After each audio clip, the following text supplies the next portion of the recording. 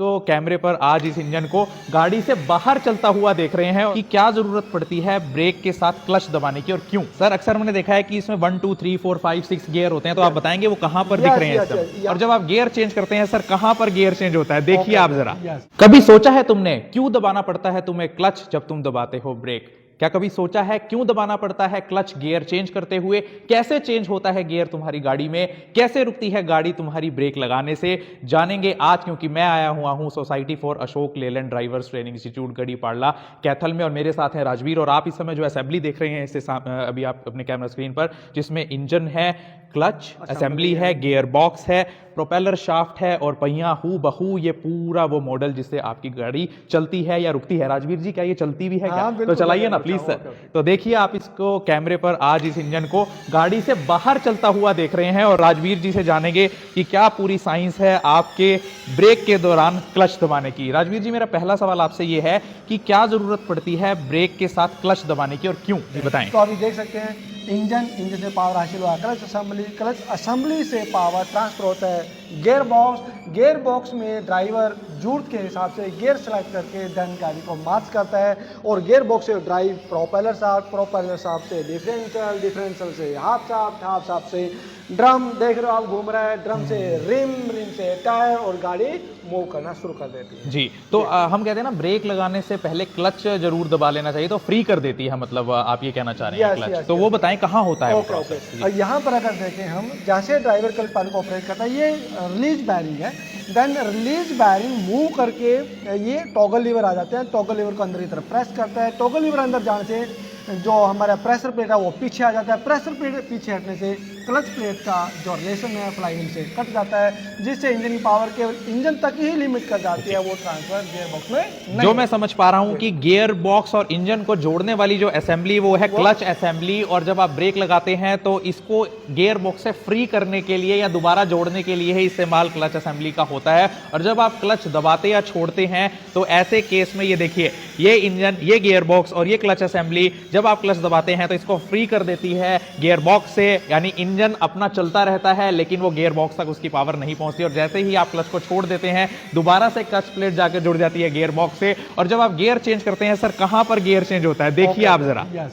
Driver gear lever से जैसे gear को सिलेक्ट करता है, देन ये आ जाता है सिलेक्टर मैकेनिज्म के माध्यम से शिफ्ट स्टार्ट 4 के द्वारा सेलेक्ट किए गए गियर के प्रोजेक्शन के साथ मैच हो जाती है, देन उसी गियर की ड्राइव को प्रोपेलर शाफ्ट के माध्यम से आगे पास होती है। सर अक्सर मैंने देखा है कि इसमें 1 2 3 4 5 6 गियर होते हैं, तो आप बताएंगे वो कहां पर दिख रहे हैं? यहाँ पर देख सकते हो रिवर्स गियर आ जाता है, ये फर्स्ट गियर आ गया, second gear, third gear, fourth gear, fifth gear, then ये आ जाता है सिक्स्थ गियर, जो सबसे स्पीड में चलाती है। तो ये क्या फर्क हो जाता है कि जब हम 6th गियर पे ले जाते हैं तो गाड़ी तेज चलने लगती है, ऐसा क्या साइंस है यहाँ पर? यस, इसमें क्या होता है, जो गियर रेशो होता है 30 के आधार पर वो तैयार किए गए हैं।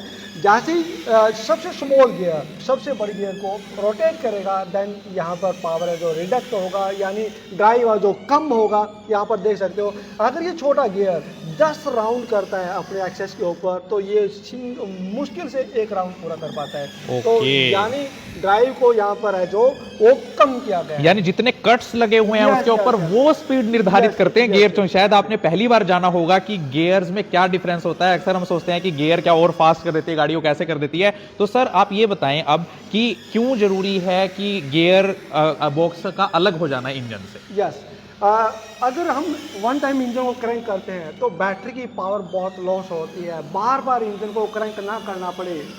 वन टाइम जब इंजन को क्रैंक करते हैं, कंटिन्यू वर्किंग में रहे, तो इस करके क्लच को हम दबा लेते हैं, ब्रेक अप्लाई करते हैं। अगर ब्रेक अप्लाई करने के साथ साथ क्लच को अप्लाई नहीं करते, देन इंजन बार बार शट डाउन होता है। तो आप ये देखिए, प्रोपेलर शाफ्ट जो अल्टीमेटली गियर बॉक्स से आपके इस डिफरेंशियल को जोड़ती है वो प्रोपेलर शाफ्ट है। तो बताएं सर, ब्रेक कहाँ अप्लाई होती है और ब्रेक शूज जरा दिखाएं एक बार।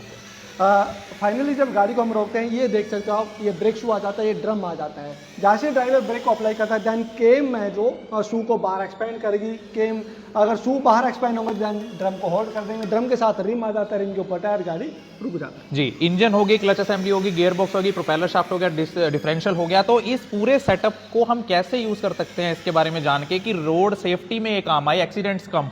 यस, बहुत सी चीज़ें हैं जो डिपेंड करते हैं कि ड्राइवर को अगर इसके मेजर कंट्रोल ऑपरेट नहीं करने आते हैं, वो सेफ साइड होते हैं। मैं कह सकता हूँ शॉर्ट एवरिएशन के अंदर ABCSDR, A for accelerator, B for brake pedal, C for clutch pedal, G for gear lever, S for steering wheel, H for hand brake. अगर प्रॉपर यूज करना नहीं आता, कभी भी गाड़ी अनकंट्रोल होकर के बहुत बड़ा एक्सीडेंट कर सकते हैं। जी, तो कभी भी अगर आप गाड़ी सीख रहे हैं, चाहे वो LMV है लाइट मोटर व्हीकल या HMV है हैवी मोटर व्हीकल, तो आपको गाड़ी की हर एक प्रोसेस के बारे में जानना इसलिए ज़रूरी है क्योंकि अगर आपको उसके पीछे की साइंस पता होगी, प्रोसेस पता होगी, तो आप रोड सेफ्टी मेजर्स को और अच्छे से इंप्लीमेंट कर सकेंगे अपनी ड्राइविंग स्किल्स में। तो बहुत अच्छे से राजवीर जी आपने समझाया, बहुत बहुत शुक्रिया। तो मुझे लगता है कि अक्सर आपने लेक्चर्स में तो सुना होगा कि कैसे गियर काम करता है, कैसे क्लच काम करता है, कैसे ब्रेक काम करती है, लेकिन लाइव मॉडल से ये बात आप तक पहुंचा देनी, वो भी वर्किंग कंडीशन में। तो आप कभी भी गाड़ी को चलते हुए उसे खोल कर नहीं देख सकते हैं, लेकिन यहाँ पर हम देख पा रहे हैं। और आज मेरा भी डाउट क्लियर हुआ सर कि कैसे गियर चेंज होने पर स्पीड बढ़ जाती है, क्योंकि जो उसके अंदर के कट्स हैं वो जितने बारीक होंगे उतनी स्पीड।